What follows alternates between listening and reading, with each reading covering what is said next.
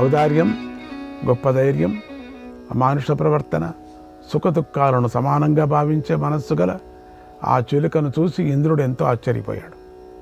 ఇంద్ర భగవానుడు ముల్లోకాలకు ప్రభువు కదా. ఎవరైనా కష్టాలు పాలవుతూ ఉంటే ఇంద్రుడు సహించలేడు. వారిని ఆదుకుంటూ ఉంటాడు. తగిన పరీక్షలు పెట్టి ఫలాలను అందిస్తూ ఉంటాడు. అది ఆయన నిత్య కర్తవ్యం. అటువంటి కర్తవ్యం ఇప్పుడు భూలోకంలో చిలుక వింతగా ప్రవర్తిస్తుంది. ఎండిన చెట్టును పట్టుకొని తాను కూడా క్షీణిస్తోంది. అందుకే ఆయన దృష్టి దాని మీద ప్రసరించింది. ఇంద్రుడు దాని గురించి ఇలా ఆలోచించాడు. పక్షి జాతిలో ఏ పక్షికి కూడా దాదాపుగా దయాభావం ఉండదు. దయాభావం గల పక్షి ఉంది అని ఊహించటానికి కూడా కుదరదు. అలాంటిది ఆ చిలుకకు దయాభావం ఎలా వచ్చింది? అయినా ఇది ఆశ్చర్యం కాదు. ఎందుకంటే అందరిలోనూ భగవంతుడు ఉన్నాడు.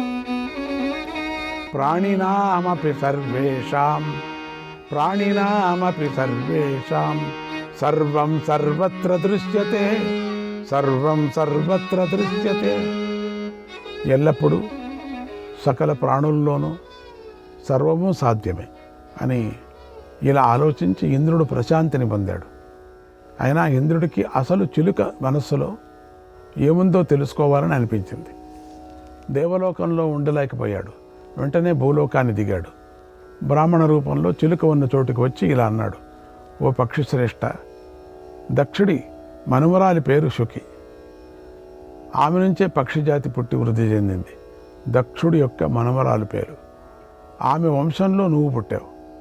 ఇప్పుడు నీ వంటి శ్రేష్ఠురాలని పొందినందుకు ఆమె జన్మ ధన్యమైంది. ఓ చిలుక, నీ విషయంలో నాకు ఒక సందేహం కలిగింది. దాన్ని తీర్చు. ఈ చెట్టుకు ఒక ఆకు లేదు, ఒక పండు లేదు. ఇది పచ్చగా లేదు, పైగా ఇది ఎండిపోయింది. ఇలాంటి ఈ చెట్టు వల్ల నీకు ఏ ఉపయోగమూ లేదు. దీన్నే పట్టుకొని వేలాడితే నువ్వు చచ్చిపోతావు. ఇప్పటికే దీనిపై ఉన్న పక్షులన్నీ మరొక చెట్టును ఆశ్రయించి ఎంతో ఆనందిస్తున్నాయి, సుఖంగా జీవిస్తున్నాయి. సుఖాన్ని చూసుకొని వాటిలాగా ఎగిరిపోకుండా నశించిపోయే దీన్నే ఎందుకు పట్టుకొని వేలాడుతున్నావు? లోకమంతా ఎక్కడ సుఖం ఉంటే అక్కడికే పరిగెత్తుతోంది కదా, హాయిగా జీవిస్తుంది కదా. మరి నువ్వు ఎందుకు ఎగిరిపోవటం లేదు? సుఖంగా ఉండటం నీకు ఇష్టం లేదా? ఊరికే ప్రాణాలు పోగొట్టుకుంటావా? ఎందుకీ కష్టాన్ని అనుభవిస్తున్నావు? ఎందుకీ చెట్టును వదలటం లేదో చెప్పు. నాకు నీ ప్రవర్తనే ఆశ్చర్యంగా ఉంది అన్నాడు. ఆ మాటలు విని చిలుకకు ఇంద్రుడు వచ్చాడని తెలిసిపోయింది. ఎంతో వినయంగా శిరస్సు వంచి నమస్కారం చేసింది. ఇంద్రుడికి ఇలా ఆశ్చర్యం కలిగించేలాగా ఇలా అంది. ఓ ప్రభు, ఇంద్రదేవ, నీకు స్వాగతం. నువ్వు విప్రుడు కాదు, ఇంద్రుడు అని నా తపస్సు వల్ల తెలుసుకున్నాను. నీకు నమస్కారం అంది. ఆ మాటలు విని ఇంద్రుడు ఆనందిస్తూ బళి బళి చిలుక, బళి బళి అని అంటూ అభినందించాడు. తర్వాత ఆహా, ఎంత జ్ఞానం, ఎంత తపస్సు అని మనసులో చిలుకను పూజించాడు. ఎందుకంటే ఆ చిలుక అన్నీ మంచి పనులే చేస్తుంది, పరమ ధార్మికంగా ఉంటుంది. చిలుకకు ఆ చెట్టు అంటే ఎంతో ఇష్టం, ఎంతో ప్రీతి అని ఇంద్రుడు గ్రహించాడు. అసలు విషయం దాని నోటి నుంచే తెలుసుకోవాలని ఇలా అడిగాడు. ఓ చిలుక, ఎంత పెద్ద అడవి ఉంది కదా, ఇంత పెద్దది, ఇక్కడ ఎన్నో చెట్లు ఉన్నాయి కదా, ఎన్నెన్నో ఉన్నాయి, మరి ఈ చెట్టునే ఎందుకు ఆశ్రయించున్నావు? ఇక్కడికి చెట్లకు ఆకులు కప్పిన తొర్రలున్నాయి కదా, అవి పక్షులకు మేలు చేస్తాయి కదా, సుఖాన్ని కల్పిస్తాయి కదా, అవన్నీ పక్షులు సంచరించడానికే నివసించడానికే తగిన ఉన్నాయి కదా, కనుక దీన్ని విడిచిపెట్టు. సుఖాన్ని ఆనందించే అక్కడికి వెళ్ళి చెట్లలో ఏదో ఒక దానిని ఆశ్రయించు, సంతోషంగా జీవించు. ఓ పక్షిరాజా, రా, పైకెగురు. ఈ మొసలి చెట్టుకు ఆయువు ముగిసిపోయింది, దీనికి సామర్థ్యం నశించిపోయింది, దీనిలో సారం తొలగిపోయింది, కాంతిహీనమైపోయింది. కనుక కాస్త బుద్ధితో ఆలోచించి ఆనందం లభించే చోటుకి వెళ్ళన్నాడు.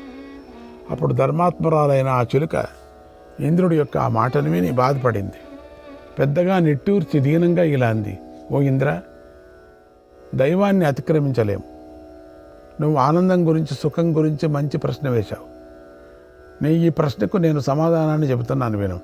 అస్మిన్నహం ద్రుమే జాతక, అస్మిన్నహం ద్రుమే జాతక, సాధుభిశ్చ గుణైర్యుతః, సాధుభిశ్చ గుణైర్యుతః, బాలభావేన సంగుప్తగా బాలభావేన సంగుప్తగా శత్రుభిచ్చ నదర్శితః శత్రుభిచ్చ నదర్శితః. నేను ఈ చెట్టు మీదే పుట్టాను, ఇక్కడే మంచి గుణాలను అలవాటు చేసుకున్నాను. ఈ చెట్టు తల్లి పసిబిడ్డను రక్షించినట్టుగా నన్ను రక్షించింది. శత్రువులు ఎవరూ నా పైకి రాకుండా చూసింది. కనుక నాకు ఈ చెట్టు అంటే ఎంతో ఇష్టం, ఎంతో ప్రీతి, ఎంతో భక్తి. అందుచేతనే దయ కలిగి ఉన్నాను, నా ధర్మాన్ని పాటిస్తున్నాను.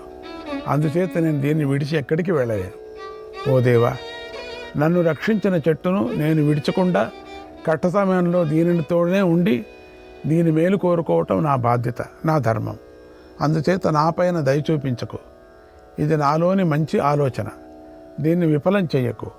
కష్టాల్లో ఉన్న దీన్ని వదిలి నా సుఖం చూసుకోమని, ఆనందంగా ఉండమని దయచేసి చెప్పకు. అనుక్రోశోహి సాధూనాం అనుక్రోశోహి సాధూనాం మహద్ధర్మస్య లక్షణం మహద్ధర్మస్య లక్షణం అనుక్రోశస్య సాధూనాం అనుక్రోశస్య సాధూనాం సదా ప్రీతిం ప్రయచ్చతి సదా ప్రీతిం ప్రయచ్చతి. దయను చూపించడమే సజ్జనుల యొక్క గొప్ప ధర్మ లక్షణం ఉంది. దయ చూపించడం ఎప్పుడూ సత్పురుషులకు ప్రీతిని కలిగిస్తూ ఉంటుంది. నువ్వు సజ్జనుడు కనుకనే దయ చూపిస్తున్నావు, దయను కలిగి ఉన్నావు కనుకనే ఎంతో సంతోషంగా ఉన్నావు. కనుకనే దేవతలందరూ నిన్నే ధర్మ సందేహాలను అడుగుతూ ఉంటారు, తమ అనుమానాలను తీర్చుకుంటూ ఉంటారు. అందుకే వారు నిన్ను దేవాధిపతిగా నియమించుకున్నారు. ఓ దేవా, నువ్వు ధర్మాత్ముడివి, నీకు ధర్మం తెలుసు. ఈ చెట్టు నుండి నన్ను విడదీయాలని చూడకు. నేను ఎప్పటి నుంచో దీని ద్వారానే బ్రతుకుతున్నాను, దీని ద్వారానే పెరిగి పెద్దవాడయ్యాను, ఎంత జ్ఞానం కలవాడిని అయ్యాను ఇంత. మరి ఇప్పుడు నేను దీనిని ఎలా విడవగలను? అన్నం పెట్టి పెంచి పెద్ద చేసిన వారు కష్టాల్లో ఉంటే విడిచిపెట్టమంటావా? నా సుఖం చూసుకొని ఎగిరిపోమంటావా? ఈ చెట్టు కష్టాల్లో ఉండి దుఃఖిస్తూ ఉంటే నేను ఆనందిస్తూ ఉండమంటావా? ఓ ధర్మాత్ముడా, ఇదేమి ధర్మం అని ప్రశ్నించింది. ఆ చిలుక పలుకులకు ఇంద్రుడి ఒళ్ళు పులకరించింది. దాని దయా స్వభావానికి కరిగిపోయాడు. చిలుకను చూసి ఎంతో సంతోషిస్తూ ఇలా అన్నాడు, పక్షిరాజా, నీ మాటలకు, నీ ప్రవర్తనకు, నీ ధర్మానికి, నీ దయా స్వభావానికి ఎంతో సంతోషించాను. నువ్వు నన్ను మెప్పించావు కనుక వరం కోరుకో, నీకు ప్రసాదిస్తానన్నాడు. అప్పుడు దయా స్వభావం గల చిలుక, ఓ దేవా, మళ్ళీ ఈ చెట్టును జీవించేలాగా చెయ్యి అని కోరింది. వరం కోరుకోమంటే ఇలా కోరుకోవాలి, తనకు ఆశ్రయం ఇచ్చిన వారి క్షేమాన్ని కోరుకోవాలి. చిలుక చెట్టును కోరుకుంది. ఆ చెట్టు తననే కాదు, ఇంకా మరెన్నో పక్షులకు ఆశ్రయం ఇస్తుంది. అలాంటి స్వభావం గల వారిని కష్టాల్లో ఉన్నప్పుడు ఆదుకోవాలి, కానీ చేయి విడిచిపెట్టకూడదు. అందరికీ అన్నం పెడుతున్నటువంటి చేతిని నరుక్కోకూడదు. విశ్వాసం చూపించాలి, దయ కలిగి ఉండాలి. అప్పుడే మేలు జరుగుతుంది. ఇది మనకు చిలుక నేర్పిన పాఠం. ఇంద్రుడు చిలుక మనస్సులో భావాలు తెలుసుకొని మరింత సంతోషించాడు. చిలుకలోని దృఢభక్తిని, శీల సంపదను తెలుసుకొని ఎంతగానో ప్రసన్నుడయ్యాడు. వెంటనే అమృతాన్ని ఆ ఎండిన చెట్టుపై చిలకరించాడు. తక్షణమే ఆ చెట్టు చిగురులు తొడిగింది. ఆకులు వచ్చేశాయి, పండ్లు కాశాయి, కొమ్మలు ఏర్పడిపోయాయి, పచ్చగా మారిపోయింది, కళకళలాడింది. ఆ అందమైన చెట్టును చూసి చిలుక ఎంతో సంతోషించింది. చిలుక ఇంద్రుడికి నమస్కారం చేసింది. ఇంద్రుడు చిలుకను ఆశీర్వదించి వెళుతున్నాడు. ఓ ధర్మరాజా, దయాగుణం ఇలా ఉండాలి. దయాగుణంతో చేసిన కర్మ ఫలితంగా చిలుక మరణానంతరం ఇంద్రలోకానికి చేరింది.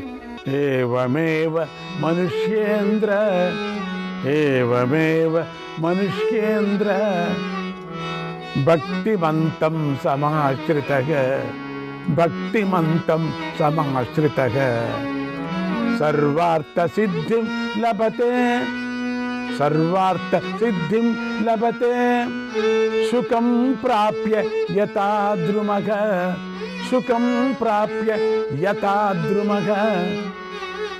రాజా, ఈ రీతిగా చిలుకను పొందిన చెట్టులాగా భక్తిగా ఉన్నవాడిని ఆశ్రయించిన వాడు సర్వార్థ సిద్ధిని పొందగలడు అన్నాడు భీష్ముడు.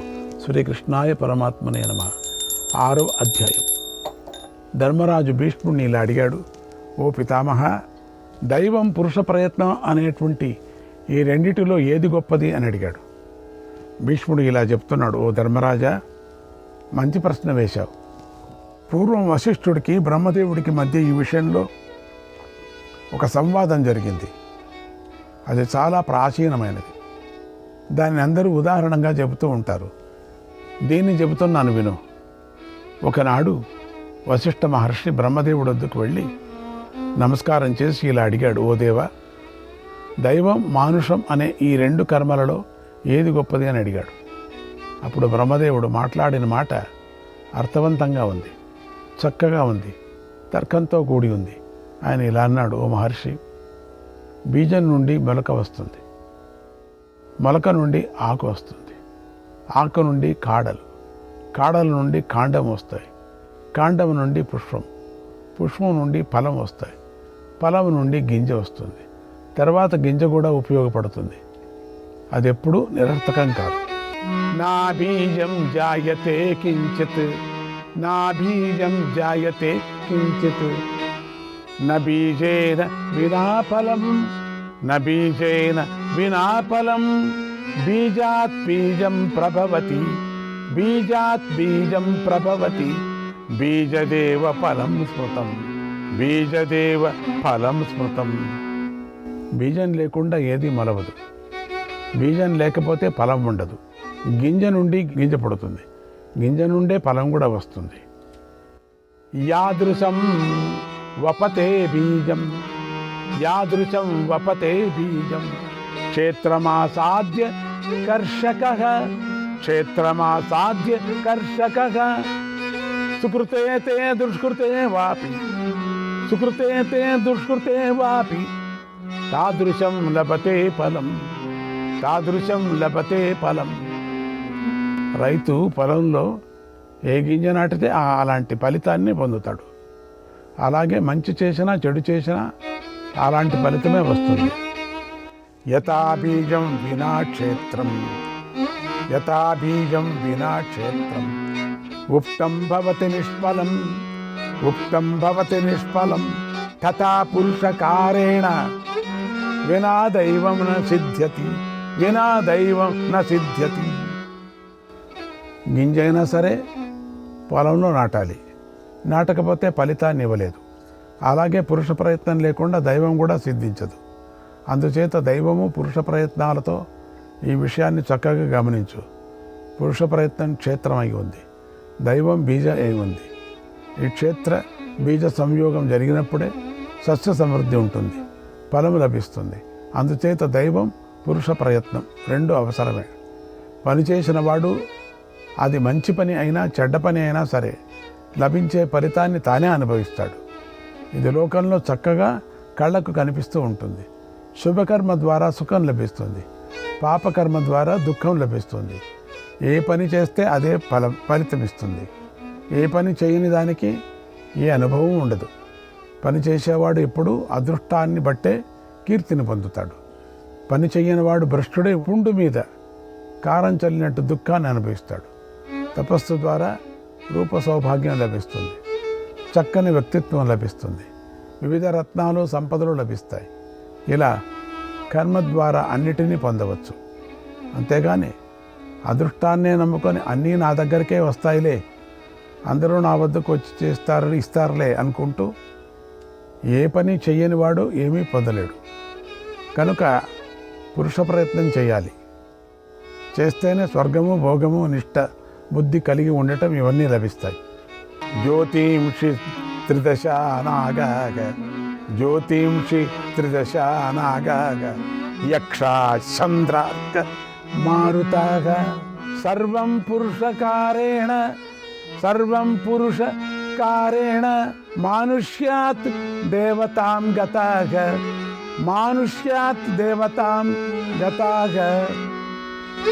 పురుష ప్రయత్నాన్ని చేసిన తర్వాతే నక్షత్రాలు, దేవతలు, నాగులు, యక్షలు, చంద్రుడు, సూర్యుడు, మారుతం అందరూ మనుష్యత్వం నుండి దివ్యత్వాన్ని పొందారు కూడా. పురుష ప్రయత్నం చేయని వారు ధనం, మిత్రవర్గం, ఐశ్వర్యం, ఉత్తమ వంశం, దుర్లభమైన లక్ష్మి మొదలైనవి ఏవీ పొందలేరు. విప్రుడు శౌచంతో సంపదను పొందుతాడు. క్షత్రియుడు పరాక్రమంతోనూ, వైశ్యుడు పురుషాకారంతోనూ, చతుర్థుడు శుశ్రూషతోనూ సంపదను పొందుతారు. అర్థాలు, సంపదలు దానం చేయని వాడిని, నపుంసకుణ్ణి, క్రియాశూన్యుణ్ణి, పనిచేసే లక్షణం లేనివాడిని, శౌర్యం లేనివాడిని, తపస్సు చేయని వాడిని సేవించవు. భగవంతుడైన శ్రీ మహావిష్ణువు 3 లోకాలను, దైత్యులను, సర్వదేవతలను సృష్టించాడు. అయినా కూడా ఆయన సముద్రం మీద ఉండి తపస్సు చేస్తూనే ఉంటాడు. స్వంచేత్ కర్మఫలం నస్యాత్, స్వంచేత్ కర్మఫలం నస్యాత్, సర్వమేవ ఫలం భవేత్, సర్వమేవ ఫలం భవేత్. తాను చేసిన పనులకు ఫలితమే లేదంటే కర్మలన్నీ కూడా ఏ ఫలము లేనివి అవుతాయి. అప్పుడు లోకులు అదృష్టం అయిపోయి దానివైపే చూస్తూ ఉంటారు, తటస్థంగా ఉంటారు. పురుష ప్రయత్నం చేయకుండా కేవలం దైవాన్నే అనుసరించేవాడు నపుంసకుడిని భర్తగా పొందిన స్త్రీలాగా కష్టపడతాడు, ప్రయోజనం లేనివాడు అవుతాడు. స్వర్గం లోకంలో స్వల్పము పాపం చేసినందుకు కూడా అధిక భయం కలుగుతూ ఉంటుంది. మానవ లోకంలో మాత్రం శుభాశుభ కర్మల వల్ల అంతగా భయం కలగదు. కృతః పురుషకారస్తు, కృతః పురుషకారస్తు, దైవమేవానువర్తతే, దైవమేవానువర్తతే. న దైవమకృతే కించిత్, న దైవమకృతే కించిత్, కస్యచిత్ దాతుమర్హతి, కస్యచిత్ దాతుమర్హతి. చేసిన పురుష ప్రయత్నమే దైవాన్ని అనుసరిస్తుంది. కానీ అసలు ఏ పని చేయని వాడికి దైవం కూడా ఏమీ ఇవ్వలేదు. దేవతల్లో కూడా ఇంద్రాది పదవులు అనిత్యాలుగా కనిపిస్తున్నాయి. అందుచేత కర్మ లేకపోతే దైవం ఎలా స్థిరంగా ఉంటుంది? ఎవరిని స్థిరంగా నిలుపగలుగుతుంది? ఈ లోకంలో ఎవరు పుణ్యకర్మలు చేస్తూ ఉంటారో వారిని దేవతలు కూడా ఒప్పుకోలేరు. అంటే రకరకాల పరీక్షలు పెడుతూ ఉంటారు. తాము పరాభవానికి గురి కావలసి వస్తుందని అనుమానంతో తీవ్రమైన ఆసక్తిని వారిలో కలిగిస్తారు. తమకంటే ఉన్నత పదవిని పొందుతారేమో అనే అసూయతో విఘ్నాలు కలిగిస్తూ ఉంటారు. ఒకవేళ వాడు సత్వగుణ సంపన్నుడైతే చూసి సంతోషించి మరింతగా అనుగ్రహిస్తాడు. అందుకే ప్రతి కథలోనూ దేవతల పరీక్షలు కనబడుతూ ఉంటాయి. ఈర్ష్య, ద్వేషాలు కనిపిస్తూ ఉంటాయి. ఋషులు దేవతల మధ్య ఎప్పుడూ పోరు సాగుతూనే ఉంటుంది. అయినా కూడా దైవం లేకుండా ఫలితాలు మాత్రం లభించవు. కర్మల మూలానికి కూడా కారణమే దైవమే. దైవం లేకుండా కర్మ ప్రవృత్తి కూడా ఏర్పడదు. దైవమే ప్రవృత్తికి కూడా మూల కారణం. ఇదే విధంగా దేవలోకంలో కూడా దైవికంగానే ఎన్నో గుణాలు లభిస్తాయి. తనకు తానే బంధువు, తనకు తానే శత్రువు. కర్మను చేయడంలో కానీ చేయకపోవటంలో కానీ తనకు తానే సాక్షి. పెద్ద పని చేయటానికి ప్రయత్నించినప్పుడు అంతకుముందు చేసిన చిన్న పని చేయనట్లే అవుతుంది. పెద్ద పని మాత్రం సిద్ధిస్తుంది. కనుక మంచి పని అయినా చెడ్డ పని అయినా వాస్తవ ఫలితాన్ని అందించవు. దేవానాం శరణం పుణ్యం, దేవానాం శరణం పుణ్యం, సర్వం పుణ్యై రవాప్యతే. పుణ్యశీలం నరం ప్రాప్య, పుణ్యశీలం నరం ప్రాప్య, కిం దైవం ప్రకరిష్యతి, కిం దైవం ప్రకరిష్యతి. దేవతలకు పుణ్యమే ఆశ్రయమే ఉంది. పుణ్యం చేతనే సర్వము లభిస్తుంది. కనుక పుణ్యాత్ముడైన మనుష్యుడిని దైవం ఏం చేయగలుగుతుంది? పుణ్యాత్ముడిని దైవం ఏమి చేయలేదు. కనుక పుణ్యం సంపాదించుకోవాలి. గతంలో యయాతి పుణ్యక్షయంతో స్వర్గం నుంచి క్రిందకు త్రోసివేయబడ్డాడు. కానీ మళ్ళీ ఆయన తన కూతురి బిడ్డల పుణ్యకర్మలతో స్వర్గానికి చేరుకున్నాడు. ఆ కర్మలతో అలాగే పూర్వం ఐలుడు అని ప్రసిద్ధికెక్కినటువంటి పురూరవుడు కూడా విప్రుల ఆశీస్సులతో స్వర్గాన్ని పొందాడు. కోసల రాజైన సౌదసుడు అశ్వమేధాది యజ్ఞాలు చేసి పొందాడు. ఎంతో పుణ్యాన్ని సంపాదించుకున్నాడు. అయినా మహర్షి శాపం వల్ల నరభక్షకుడైన రాక్షసుడయ్యాడు. అశ్వత్థామ, పరశురాముడు అనేటువంటి మహాత్ములిద్దరూ కూడా ఋషిపుత్రులు, విలువిద్యలో నిపుణులు. ఈ లోకంలో వీరిద్దరూ కూడా గొప్ప పుణ్యకర్మ చేశారు. శ్రీకృష్ణాయ పరమాత్మనే నమః.